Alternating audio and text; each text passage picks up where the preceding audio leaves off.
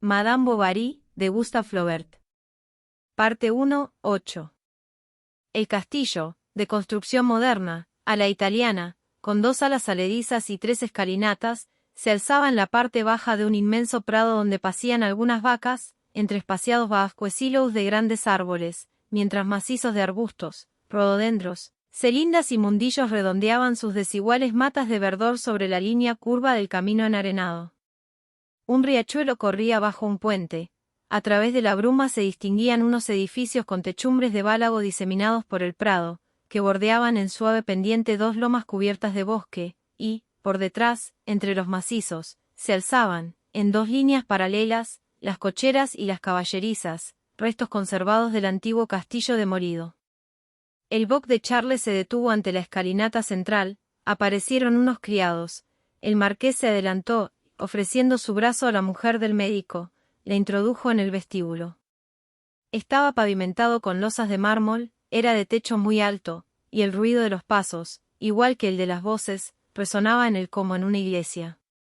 Enfrente subía una escalera recta, y, a la izquierda, una galería que daba al jardín conducía a la sala de billar, desde cuya puerta se oían las carambolas de las bolas de marfil. Cuando la cruzaba para ir al salón, Emma vio alrededor del billar a varios hombres de grave aspecto, con el mentón apoyado sobre altas corbatas, todos ellos condecorados, y que sonreían silenciosamente mientras manejaban su taco. Sobre la oscura marquetería del revestimiento, grandes marcos dorados tenían, al pie, unos nombres escritos en letras negras. Leyó, Jean-Antoine de Andervilliers de Iber-Bonville, conde de la Vaugeard y barón de la Fresnaye, muerto en la batalla de Coutras, el 20 de octubre de 1587. Y en otro, Jean-Antoine Henry Guy de Andervilliers de la Vaugeard, almirante de Francia y caballero de la Orden de San Miguel, herido en el combate de la Jugues a Intbast, el 29 de mayo de 1692, muerto en la Vaugeard el 23 de enero de 1693. Los siguientes apenas se distinguían pues la luz de las lámparas, proyectada sobre el tapete verde del billar, dejaba flotar una penumbra en la estancia. Bruñendo los lienzos horizontales, se quebraba contra ellos en finas aristas, según las grietas del barniz, y de todos aquellos grandes cuadrados negros enmarcados en oro destacaban, aquí y allá, alguna zona más clara de la pintura, una frente pálida, 2 ojos que te miraban, unas pelucas que caían sobre la hombrera empolvada de los uniformes rojos, o bien el broche de una liga en lo alto de una torneada pantorrilla. El marqués abrió la puerta del salón, una de las damas se levantó, la propia marquesa, salió al encuentro de Emma e hizo que se sentase a su lado en un confidente, donde empezó a hablarle amistosamente, como si la conociera desde hacía mucho. Era una mujer de unos 40 años, de bellos hombros, nariz aguileña y voz cansina, y que aquella noche llevaba sobre el pelo castaño una sencilla pañoleta de guipur que por detrás le caía en triángulo. Una joven rubia se sentaba al lado, en una silla de alto respaldo, y unos caballeros, que llevaban una pequeña flor en el ojal de la solapa del frac, hablaban con las damas a uno y otro lado de la chimenea. A las 7 se sirvió la cena. Los hombres, más numerosos, se sentaron en la primera mesa, en el vestíbulo, y las damas en la segunda, en el comedor, con el marqués y la marquesa. Al entrar, Emma se sintió envuelta en un aire cálido, en el que se mezclaban el perfume de las flores y de la buena ropa blanca, el aroma de las carnes y la fragancia de las trufas.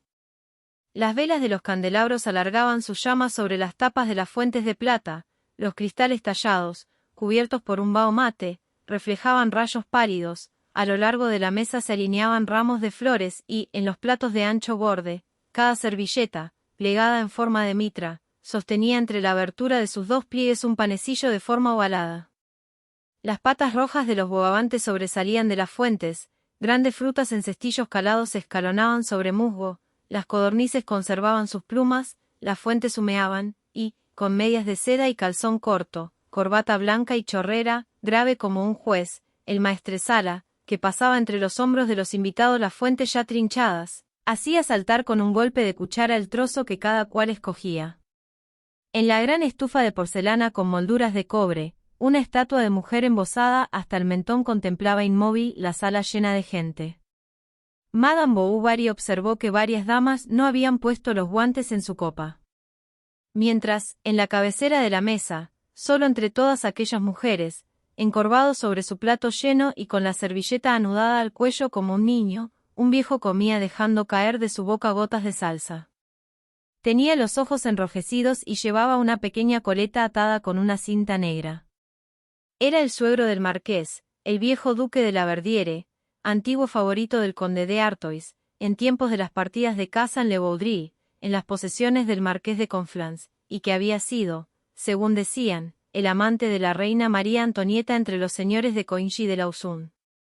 Había llevado una escandalosa vida de desenfreno, llena de duelos, apuestas y mujeres raptadas, había dilapidado su fortuna y se había convertido en el terror de toda su familia. Un criado, detrás de su silla, iba nombrándole en voz alta, al oído, las fuentes que él señalaba con el dedo tartamudeando, y los ojos de Emma se volvían sin cesar y espontáneamente hacia aquel anciano de labios colgantes como hacia algo extraordinario y augusto. Había vivido en la corte y se había acostado en la cama de las reinas. Sirvieron champán helado. Toda la piel de Emma se estremeció al sentir aquel frío en su boca. Nunca había visto granadas ni comido piñas. Hasta el azúcar en polvo le pareció más blanco y más fino que en ninguna otra parte. Luego las damas subieron a sus habitaciones a fin de arreglarse para el baile. Emma se acicaló con la conciencia meticulosa de una actriz en su debut. Se arregló el pelo siguiendo las recomendaciones del peluquero y se metió en su vestido de barés, extendido sobre la cama. A Charles el pantalón le oprimía el vientre. «Las trabillas van a molestarme para bailar», dijo. «¿Bailar?», preguntó Emma. «Sí. Pero es que has perdido el juicio. Se reirían de ti, quédate en tu sitio». «Y es lo más apropiado para un médico», añadió. Charles se calló. Paseaba de un lado a otro de la habitación, esperando a que Emma acabara de vestirse. La veía por detrás, en el espejo, entre dos candelabros. Sus ojos negros parecían más negros. Sus bandos, levemente ahuecados hacia las orejas, resplandecían con un brillo azulado. En su moño temblaba una rosa sobre un tallo móvil, con gotas de agua artificiales en la punta de sus hojas. Llevaba un vestido de azafrán pálido, adornado con 3 ramilletes de rosas de piquiminí mezcladas con verde. Charles fue a besarla en el hombro. «Déjame», dijo ella, «me arrugas el vestido». Se oyó un ritornelo de violín y los sonidos de una trompa de caza. Bajó la escalera conteniéndose para no correr. Habían empezado las cuadrillas. Llegaba la gente. Se empujaban. Se situó cerca de la puerta, en una banqueta. Cuando la contradanza hubo concluido, la pista quedó libre para los grupos de hombres que charlaban de pie y para los criados de librea que traían grandes bandejas. En la fila de las mujeres sentadas se agitaban los abanicos pintados, los ramilletes ocultaban a medias la sonrisa de los rostros, y los pomos con tapón de oro giraban en unas manos entreabiertas cuyos guantes blancos marcaban la forma de las uñas y oprimían la carne en la muñeca. Los adornos de encajes, los broches de brillantes, las pulseras de medallón temblaban en los corpiños, centelleaban en los pechos, tintineaban en los brazos desnudos. El pelo, bien pegado a la frente y recogido en la nuca, lucía, en coronas, en racimos o en ramilletes, miosotis, jazmines, flores de granado, espigas o acianos. Apacibles en sus asientos, algunas madres de cara ceñuda llevaban turbantes rojos. A Emma le palpitó un poco el corazón cuando, llevada de la punta de los dedos por su caballero, fue a colocarse en la fila y esperó el golpe de arco para arrancar. Pero la emoción se disipó enseguida, y, balanceándose al ritmo de la orquesta, se deslizaba hacia adelante con ligeros movimientos de cuello. En ciertas florituras del violín, que a veces tocaba solo mientras los demás instrumentos callaban, una sonrisa subía a sus labios. Se oía entonces el claro tintineo de los luises de oro al caer en la sala contigua sobre el tapete de las mesas, después todo volvía a empezar al mismo tiempo, el cornetín de pistones lanzaba un estallido sonoro, los pies caían a compás, las faldas se ahuecaban y rozaban, se unían y soltaban las manos, los mismos ojos, que se bajaban ante la pareja, volvían a fijarse en ella. Algunos hombres, alrededor de una quincena, de 25 a 40 años, diseminados entre los bailarines o charlando en el marco de las puertas, se distinguían de la multitud por un aire de familia, cualesquiera que fuesen sus diferencias de edad, atuendo o aspecto. Sus fracs, mejor cortados, parecían de un paño más fino, y su pelo, peinado en bucles hacia las sienes, abrillantado con pomadas más delicadas. Tenían la tez de la riqueza, esa tez blanca que realzan la palidez de las porcelanas, el tornasol del raso, el barniz de los bellos muebles, y a la que un régimen discreto de alimentos exquisitos mantiene lozana. Sus cuellos se movían holgadamente sobre corbatas flojas, sus largas patillas caían sobre cuellos vueltos, se limpiaban los labios con pañuelos bordados con una ancha inicial y de los que emanaba un suave aroma. Los que empezaban a envejecer tenían un aspecto juvenil, mientras que un aire de cierta madurez se extendía por el rostro de los jóvenes. En sus miradas indiferentes flotaba el sosiego de pasiones diariamente satisfechas, y, a través de sus modales suaves, trascendía esa brutalidad particular que comunica el dominio de las cosas medio fáciles en las que se ejerce la fuerza y se complace la vanidad, el manejo de caballos de raza y el trato con mujeres perdidas. A 3 pasos de Emma, un caballero de frac azul hablaba de Italia con una mujer joven y pálida que lucía un aderezo de perlas. Ponderaban el grosor de los pilares de San Pedro, Tívoli, el Vesubio, Castellammare y las Cascine, las rosas de Génova, el Coliseo a la luz de la luna. Emma escuchaba con su otro oído una conversación saturada de palabras que no comprendía. Rodeaban a un hombre muy joven que la semana anterior había vencido a Misarabelle y a Romulus, y ganado en Inglaterra 2000 luises saltando un foso. Uno se quejaba de sus jinetes, que engordaban, otro, de los errores de impresión que habían desfigurado el nombre de su caballo. La atmósfera del baile era agobiante, las lámparas palidecían. La gente se iba yendo a la sala de billar. Un criado se subió a una silla y rompió 2 cristales. Al ruido de los vidrios rotos, Madame Bovary volvió la cabeza y vio en el jardín, pegadas a la cristalera, unas caras de campesinos mirando. Entonces le vino el recuerdo de Les Bertaux. Volvió a ver la granja, la charca enfangada, a su padre en blusón bajo los manzanos, y volvió a verse a sí misma en el pasado, desnatando con el dedo los barreños de leche en la vaquería.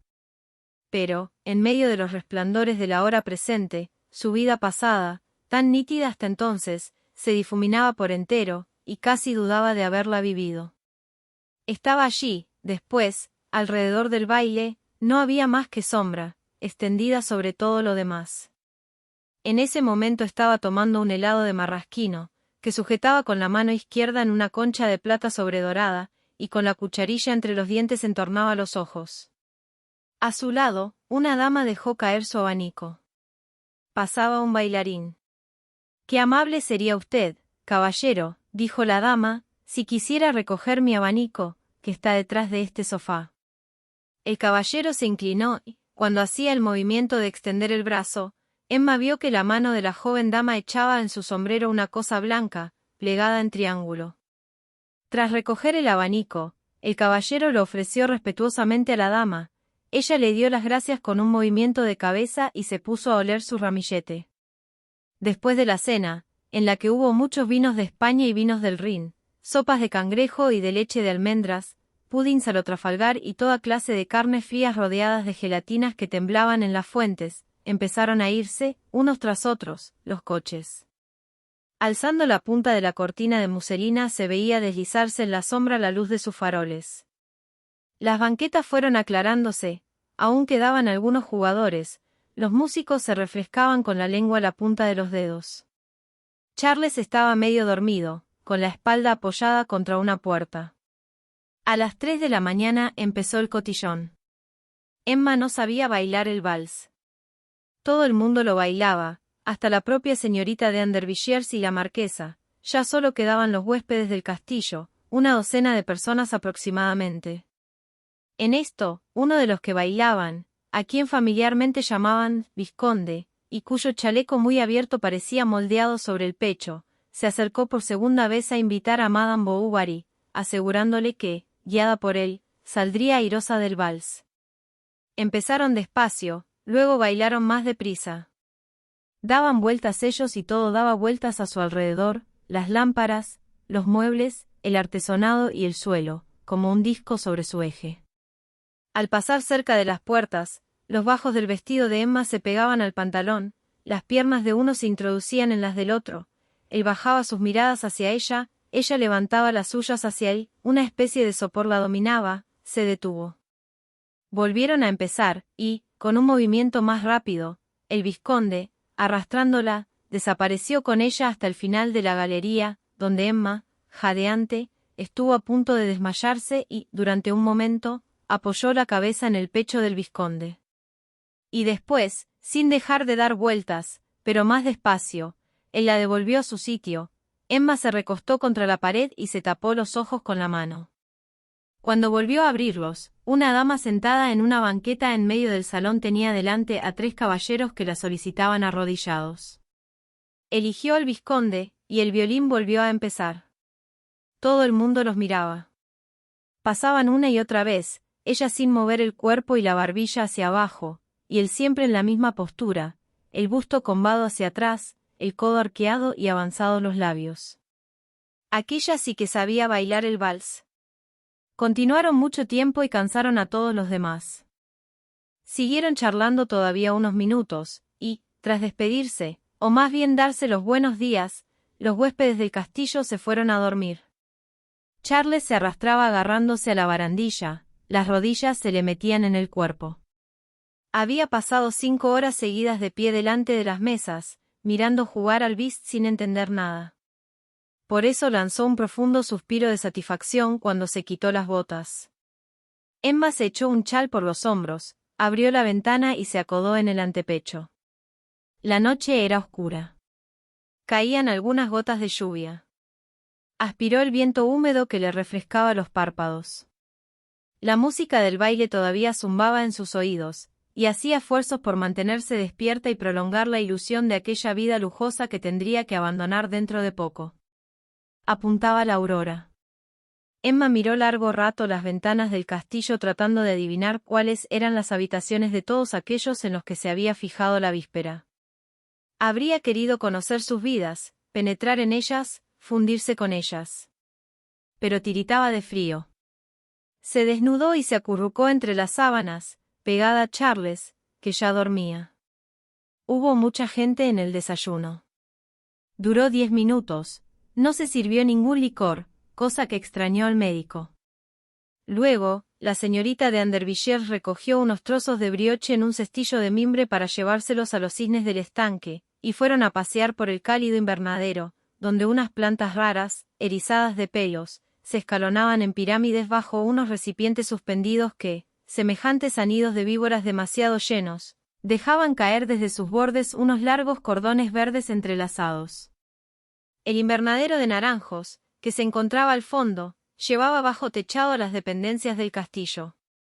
Para entretener a la joven, el marqués la llevó a ver las caballerizas. Sobre los pesebres en forma de canasta, unas placas de porcelana tenían grabado en letras negras el nombre de los caballos. Los animales se agitaban en sus compartimentos chasqueando la lengua cuando alguien pasaba cerca. El suelo del guadarnés relucía como el entarimado de un salón. En el centro, sobre 2 columnas giratorias, estaban dispuestas las guarniciones de los coches, y los bocados, las fustas, los estribos y las barbadas se alineaban a lo largo de la pared.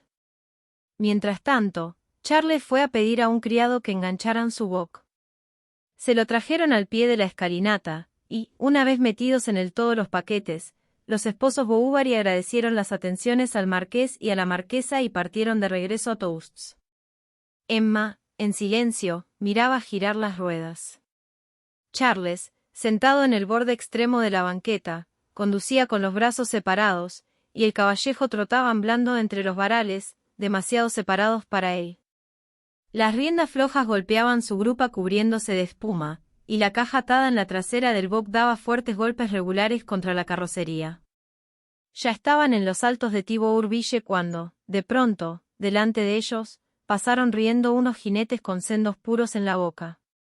Emma creyó reconocer al vizconde, se volvió, pero en el horizonte ya solo divisó unas cabezas que bajaban y subían, según la desigual cadencia del trote o del galope.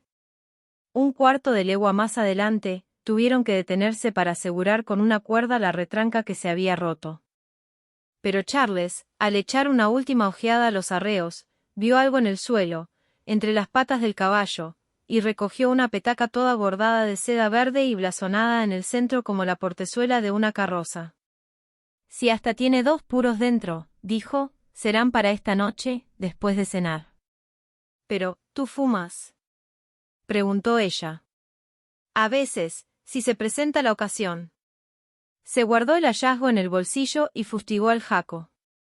Cuando llegaron a casa, la cena no estaba preparada. La señora se enfadó. Nastasie contestó con insolencia. «Márchese», dijo Emma. «Eso es burlarse de mí, queda despedida». Para cenar había sopa de cebolla y un trozo de vaca con acederas. Charles, sentado delante de Emma, dijo frotándose las manos con aire satisfecho. «Qué gusto da estar de nuevo en casa». Se oía llorar a Nastasie. Él sentía cierto afecto por aquella pobre chica. En otro tiempo, durante los ratos de ocio de su viudedad, le había hecho compañía muchas veladas. Era su primera paciente, la persona conocida más antigua en la región. «¿La has despedido de verdad?», terminó preguntando. «Desde luego». «¿Quién me lo impide?», respondió Emma. Luego, mientras les preparaba la habitación, se calentaron en la cocina. Charles se puso a fumar. Fumaba frunciendo los labios, escupiendo a cada instante, echándose hacia atrás a cada bocanada. «Te sentará mal», dijo ella en tono desdeñoso. Él dejó el puro y corrió a beber en la bomba un vaso de agua fría. Emma cogió la petaca y la tiró rápidamente al fondo del armario. Qué largo fue el día siguiente. Paseó por el huertecillo, yendo y viniendo por los mismos senderos, parándose ante los arriates, ante la espaldera, ante el cura de Escayola, contemplando embobada todas estas cosas de antes que tan bien conocía. Qué lejano le parecía ya el baile. ¿Quién ponía tanta distancia entre la mañana de anteayer y la noche de hoy? Su viaje a la Vaugesard había provocado una brecha en su vida, como esas grandes grietas que una tormenta abre a veces, en una sola noche, en las montañas. Se resignó, sin embargo, guardó piadosamente en la cómoda su precioso vestido y hasta sus zapatos de raso, cuya suela se había vuelto amarillenta con la cera resbaladiza del entarimado. Su corazón era como ellos, con el roce de la riqueza se le había pegado algo que ya no se borraría. El recuerdo de aquel baile se convirtió, pues, en una ocupación para Emma. Cada vez que volvía a ser miércoles, se decía al despertar, hace 8 días, hace 15 días, hace 3 semanas, yo estaba allí. Y, poco a poco, las fisonomías fueron confundiéndose en su memoria, olvidó la música de las contradanzas, dejó de ver con la misma nitidez libreas y habitaciones, algunos detalles se disiparon, pero le quedó su añoranza. Parte 1:9. A menudo, cuando Charles había salido, Emma iba al armario para sacar, de entre los pliegues de la ropa blanca donde la había dejado, la petaca de seda verde.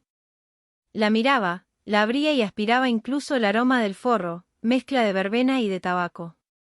¿A quién pertenecería? Al vizconde. Tal vez era un regalo de su amante. La habían bordado en algún bastidor de palisandro, objeto precioso que se ocultaba a todas las miradas, ante el que alguien había pasado muchas horas y sobre el que se habían inclinado los rizos suaves de la bordadora embelesada. Por las mallas del cañamazo había pasado un soplo de amor, cada puntada de aguja había fijado allí una esperanza o un recuerdo, y todos aquellos hilos de seda entrelazados no eran más que la continuidad de la misma pasión silenciosa. Y luego, una mañana, el vizconde se la había llevado. ¿De qué habían hablado mientras la petaca permanecía sobre las chimeneas de ancha campana, entre los jarrones de flores y los relojes Pampadour? Ella estaba en Toasts. Él, ahora, en París, tan lejos. ¿Cómo era aquel dichoso París? ¡Qué nombre desmesurado! Para deleitarse, se lo repetía a media voz, en sus oídos sonaba como una campana mayor de catedral, resplandecía ante sus ojos hasta en la etiqueta de sus tarros de pomada. Por la noche, cuando, en sus carretas, pasaban los pescadores bajo sus ventanas cantando la Marche aux Laines, se despertaba, y al escuchar el ruido de las ruedas cerradas, que al salir del pueblo se amortiguaba enseguida sobre el suelo de tierra, se decía, mañana estarán allí. Y lo seguía con el pensamiento, subiendo y bajando cuestas, atravesando aldeas, volando sobre la carretera a la claridad de las estrellas. Al cabo de una distancia indeterminada, siempre había una plaza borrosa donde expiraba su sueño. Se compró un plano de París y, con la punta del dedo, hacía recorridos por la capital en el mapa. Subía por los bulevares parándose en cada esquina, entre las líneas de las calles, ante los cuadrados blancos que representaban los edificios. Hasta que al final, cansada la vista, cerraba los párpados, y en las tinieblas veía retorcerse al viento las farolas de gas, mientras estribos de caleza se desplegaban con gran estrépito ante el peristilo de los teatros. Se suscribió a la Courval, revista para mujeres, y al Sif des Salams. Devoraba, sin saltarse nada, todas las reseñas de estrenos de teatro, carreras y fiestas de sociedad, se interesaba por el debut de una cantante, por la apertura de una tienda. Estaba al tanto de las modas nuevas, de la dirección de los buenos sastres, de los días de boys o de ópera. Estudió en Eugene las descripciones de mobiliario, leyó a Balzac y a George Sand buscando satisfacciones imaginarias a sus apetencias íntimas. Llevaba el libro incluso a la mesa y pasaba las hojas mientras Charles comía y le hablaba. El recuerdo del vizconde volvía una y otra vez en sus lecturas. Establecía comparaciones entre él y los personajes inventados. Pero el círculo cuyo centro era él iba ensanchándose poco a poco a su alrededor, y aquella aureola que tenía, apartándose de su rostro, se extendió más allá para iluminar otros sueños. Así pues, París, más vago que el océano, resplandecía a ojos de Emma en una atmósfera bermeja. La abundante vida que se agitaba en aquel tumulto estaba, sin embargo, dividida por partes, clasificada en cuadros distintos. Emma solo percibía 2 o 3, que le ocultaban todos los demás y representaban por sí solos la humanidad completa. El mundo de los embajadores caminaba sobre entarimados relucientes, en salones revestidos de espejos, en torno a mesas ovaladas cubiertas por tapetes de terciopelo con franjas de oro. Allí se veían vestidos de cola, grandes misterios, angustias disimuladas bajo las sonrisas. Luego venía la sociedad de las duquesas, en ella todo era pálido, se levantaban a las 4, las mujeres, pobres ángeles, llevaban encaje de punto inglés en el vuelo de la falda, y los hombres, talentos ignorados bajo apariencias fútiles, reventaban sus caballos en excursiones de placer, iban a pasar a Baden la temporada estival y, por fin, al frisar la cuarentena, se casaban con ricas herederas. En los reservados de restaurante donde se cena después de medianoche a la luz de las velas, reía la abigarrada multitud de literatos y actrices.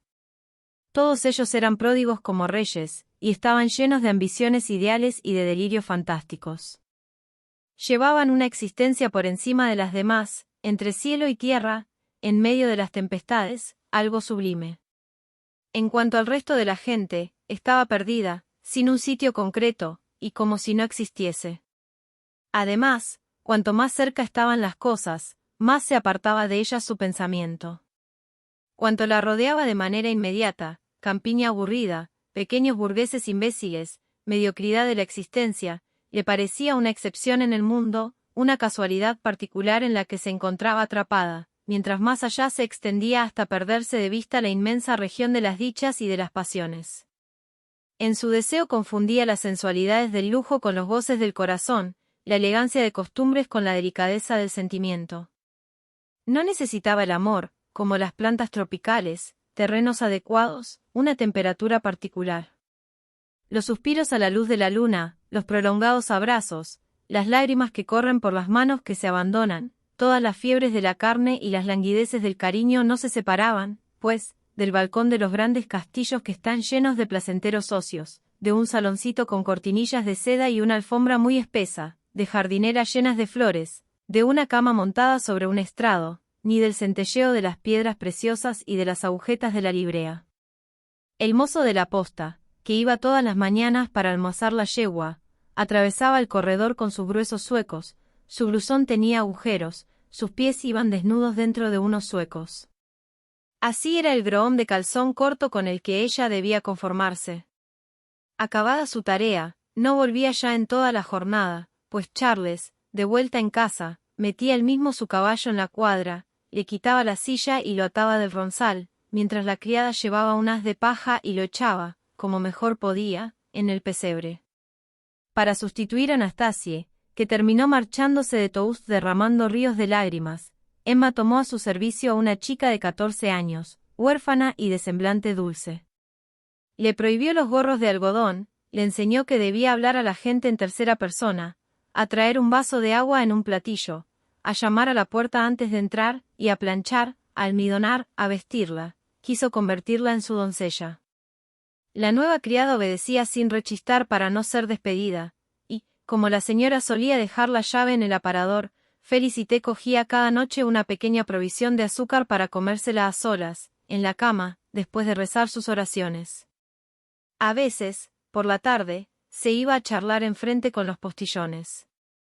La señora se quedaba arriba, en su cuarto. Solía llevar puesta una bata muy abierta, que dejaba ver, entre las solapas de chal del corpiño, una blusa plisada con 3 botones de oro. Su cinturón era un cordón de grandes borlas, y sus pequeñas zapatillas de color granate tenían un manojo de anchas cintas que se extendía encima del empeine.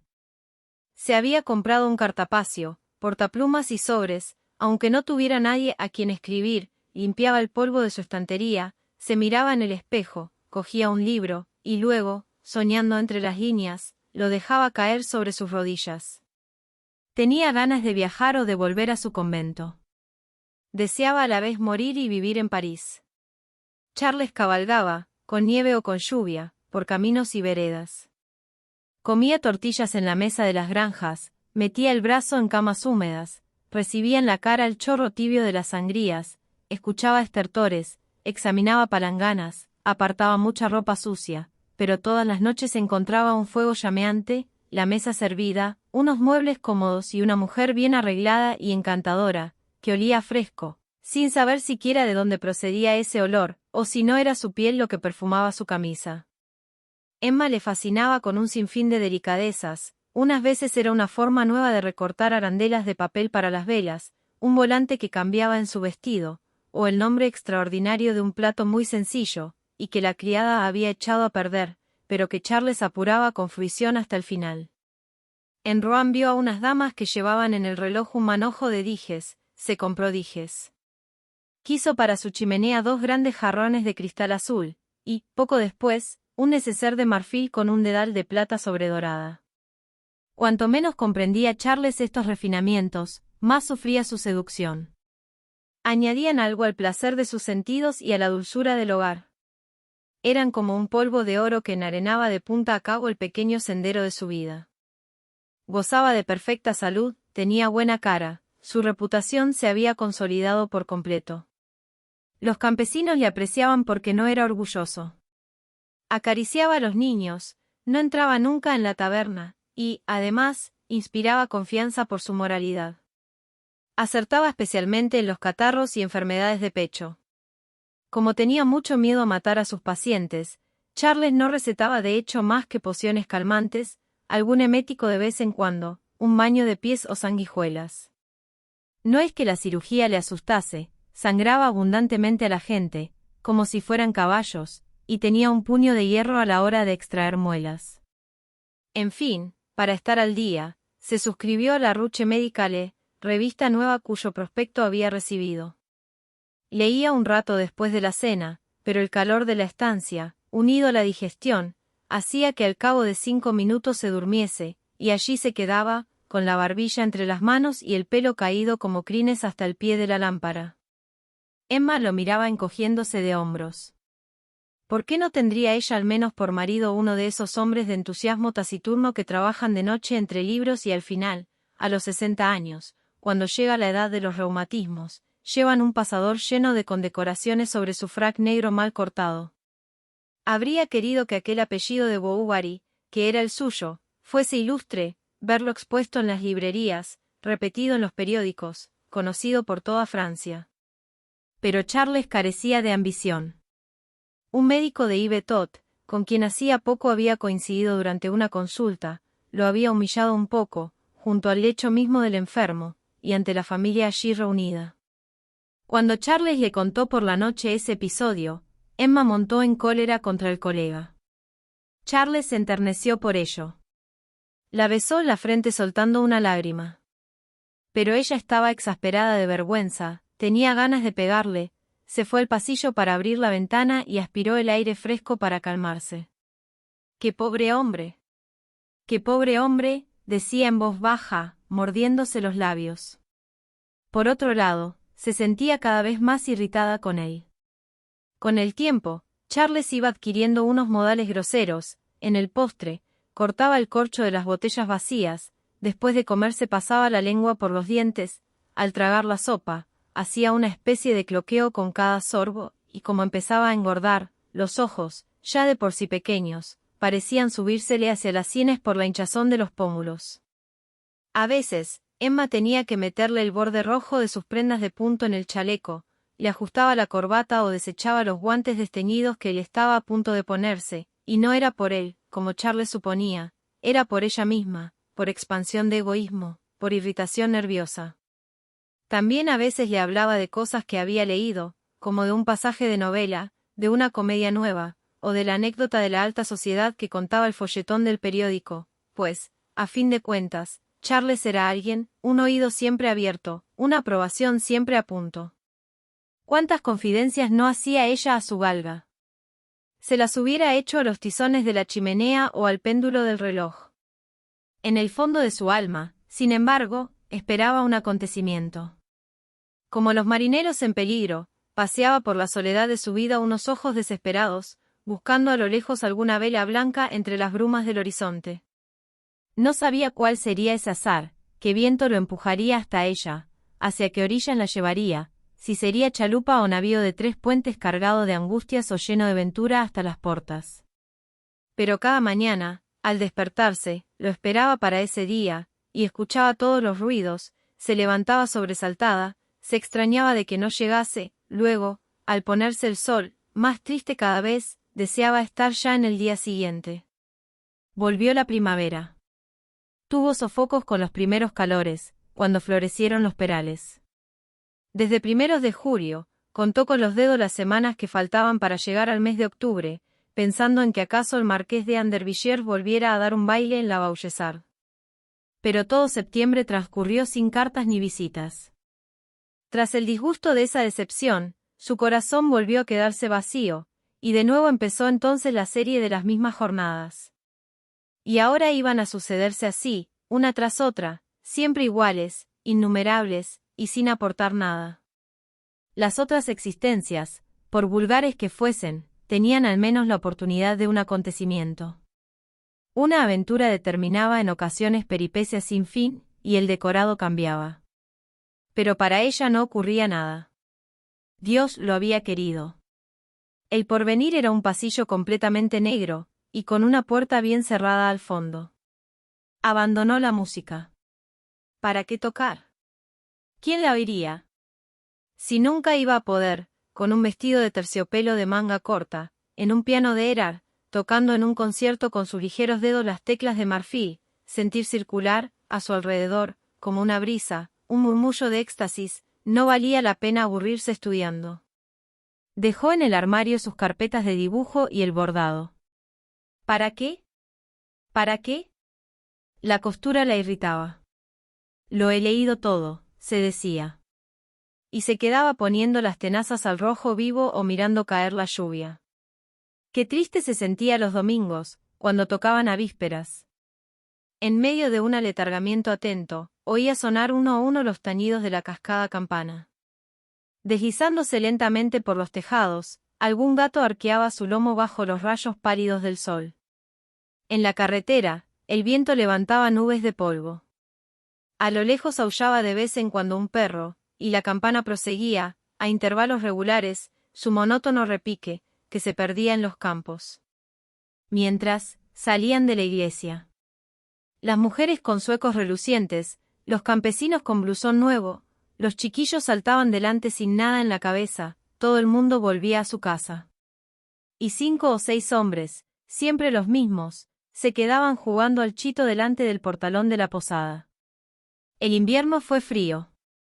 Todas las mañanas los cristales estaban cubiertos de escarcha, y la luz, blanquecina a través de ellos como a través de cristales esmerilados, no variaba a veces en todo el día. Desde las 4 de la tarde había que encender la lámpara. Los días que hacía bueno bajaba a la huerta. El rocío había dejado en las coles guipures de plata con largos hilos claros que se extendían de una a otra. No se oían pájaros, todo parecía dormir, la espaldera cubierta de paja y la parra como una gran serpiente enferma bajo la albardilla de la tapia, donde, acercándose, se veía arrastrarse a cochinillas de innumerables patas. En las picias, junto al seto, el cura con tricornio que leía su breviario había perdido el pie derecho y hasta la escayola, al desconcharse por la helada, había puesto una costra blanca sobre su cara. Luego volvía a subir, cerraba la puerta, esparcía las brasas y, desvaneciéndose por el calor de la lumbre, notaba que se le venía encima, más pesado, el aburrimiento. De buena gana habría bajado a charlar con la criada, pero se contenía por pudor. Todos los días, a la misma hora, el maestro de escuela, con su gorro de seda negra, abría las contraventanas de su casa, y el guarda rural pasaba con el sable sobre su blusón. Mañana y noche, los caballos de la posta cruzaban, de 3 en 3, la calle para ir a beber a la charca. De vez en cuando, la puerta de una taberna hacía sonar su campanilla, y cuando hacía viento se oía rechinar sobre sus 2 varillas las pequeñas vacías de cobre del peluquero, que servían de muestra a su tienda. Como adorno, tenía un viejo grabado de modas pegado sobre un cristal y un busto en cera de mujer con el pelo amarillo. También el peluquero se lamentaba de su vocación frustrada, de su porvenir perdido, y, soñando con alguna peluquería en una gran ciudad, por ejemplo en Rouen, en el puerto, junto al teatro, mataba el día paseando de un lado a otro, desde el ayuntamiento a la iglesia, taciturno, a la espera de clientela.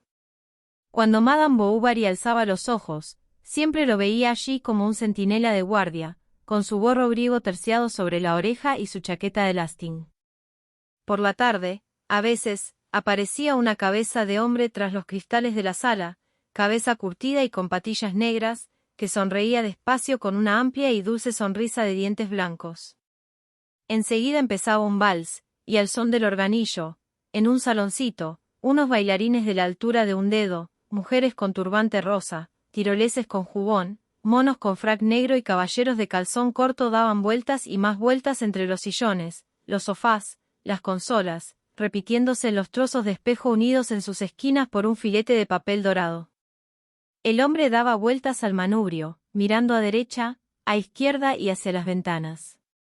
De vez en cuando, mientras lanzaba contra el guardacantón un largo chorro de saliva negruzca, levantaba con la rodilla su instrumento, cuya dura correa le lastimaba el hombro, y doliente y cansina unas veces, otras alegre y precipitada, la música de la caja escapaba zumbando a través de una cortinilla de tafetán rosa, bajo una rejilla de cobre en forma de arabescos. Eran melodías que se tocaban en otras partes, en los teatros, que se cantaban en los salones, que se bailaban por la noche bajo las arañas encendidas, ecos del mundo que llegaban hasta Emma. Por su cabeza desfilaban zarabandas sin fin, y su pensamiento, como una bayadera sobre las flores de una alfombra, brincaba con las notas, se balanceaba de sueño en sueño, de tristeza en tristeza. Cuando el hombre había recibido la limosna en su gorra, doblaba una vieja manta de lana azul, cargaba el organillo a la espalda y se alejaba con paso cansado. Y lo veía alejarse. Pero era sobre todo las horas de las comidas cuando no podía más, en aquella salita de la planta baja, con la estufa que echaba humo, la puerta que chirriaba, las paredes que rezumaban, los suelos húmedos, toda la amargura de la existencia le parecía servida en su plato, y, con los vapores del cocido, desde el fondo de su alma subían como otras tantas varadas de insipidez. Charles tardaba mucho en comer, ella mordisqueaba algunas avellanas o, apoyada en el codo, se entretenía haciendo rayas sobre el hule con la punta del cuchillo. Ahora se despreocupaba totalmente de la casa, y a la señora Bovary madre, cuando fue a pasar en Toulouse una parte de la cuaresma, le extrañó mucho aquel cambio. Es que Emma, tan cuidadosa y delicada antes, ahora pasaba días enteros sin arreglarse, llevaba medias grises de algodón, se alumbraba con candelas. Repetía que había que economizar, pues no eran ricos, añadiendo que estaba muy contenta, muy feliz, que toast le gustaba mucho, y otras cosas nuevas que cerraban la boca a la suegra. Por lo demás, Emma ya no parecía dispuesta a seguir sus consejos, incluso una vez que a la señora Bovary madre se le ocurrió decir que los amos debían vigilar la religiosidad de sus criados, le había replicado con una mirada tan colérica y con una sonrisa tan fría que la buena mujer no volvió a insistir. Emma se volvía difícil, caprichosa. Encargaba para ella platos que luego no tocaba, un día no bebía más que leche sola y al día siguiente, tazas de té por docenas. A menudo se empeñaba en no salir, luego se ahogaba, abría las ventanas, se ponía un vestido ligero. Después de reñir enérgicamente a la criada, le hacía regalos o la mandaba a pasar el rato a casa de las vecinas, lo mismo que a veces echaba a los pobres todas las monedas de plata de su bolso, aunque no fuera sin embargo demasiado compasiva ni fácilmente accesible a la emoción ajena, como la mayoría de la gente de origen campesino, que siempre conserva en el alma algo de la callosidad de las manos paternas. Hacia finales de febrero, Papá Roux, en recuerdo de su curación, llevó personalmente a su yerno un pavo magnífico, y se quedó 3 días en Toasts. Como Charles estaba con sus enfermos, Emma le hizo compañía. Fumó en la habitación, escupió en los morillos, habló de cultivos, de terneros, de vacas, de aves y del consejo municipal, hasta el punto de que, cuando se hubo ido, Emma cerró la puerta con un sentimiento de satisfacción que a ella misma le sorprendió. Además, ya no ocultaba su desprecio por nada ni por nadie, y a veces se ponía a expresar opiniones muy raras, censurando lo que los demás aprobaban, y aprobando cosas perversas o inmorales que dejaban al marido boquiabierto de asombro. ¿Iba a durar siempre aquella miseria? ¿No saldría de ella nunca? Y, sin embargo, valía tanto como todas las que eran felices. Había visto duquesas en la Vaubyessard de talle menos esbelto que el suyo y modales más ordinarios, y execraba la injusticia de Dios, apoyaba la cabeza en la pared para llorar, envidiaba las existencias turbulentas, las noches de bailes de disfraces, los placeres insolentes, junto con todos los arrebatos que ella desconocía y que debían de proporcionar. Palidecía y tenía palpitaciones. Charles le administró valeriana y baños de alcanfor. Todo lo que probaban parecía irritarla más. Había días en que hablaba con una abundancia febril, a estas exaltaciones sucedían de golpe letargos en los que permanecía muda e inmóvil. Lo que entonces la reanimaba era echarse en los brazos un frasco de agua de colonia. Como se quejaba continuamente de toasts, Charles creyó que la causa de su enfermedad radicaba, sin duda, en alguna influencia local, y, firme en esta idea, pensó seriamente en ir a establecerse en otra parte. Desde entonces, Emma bebió vinagre para adelgazar, contrajo una tosecilla seca y perdió por completo el apetito. A Charles le costaba abandonar Toasts después de 4 años de estancia y en el momento en que empezaba a situarse. Pero si no quedaba otro remedio. La llevó a Rouen para que la viera su antiguo maestro. Era una enfermedad nerviosa, debía cambiar de aires. Después de buscar por todas partes, Charles se enteró de que en el distrito de Neufchâtel había un burgo grande llamado Joinville-Valle, cuyo médico, un refugiado polaco, acababa de marcharse la semana anterior. Escribió entonces al farmacéutico del lugar para saber cuántos habitantes tenía el pueblo, a qué distancia se encontraba el colega más cercano, cuánto ganaba al año su antecesor, etc., y como las respuestas fueron satisfactorias, decidió mudarse en primavera, si la salud de Emma no mejoraba.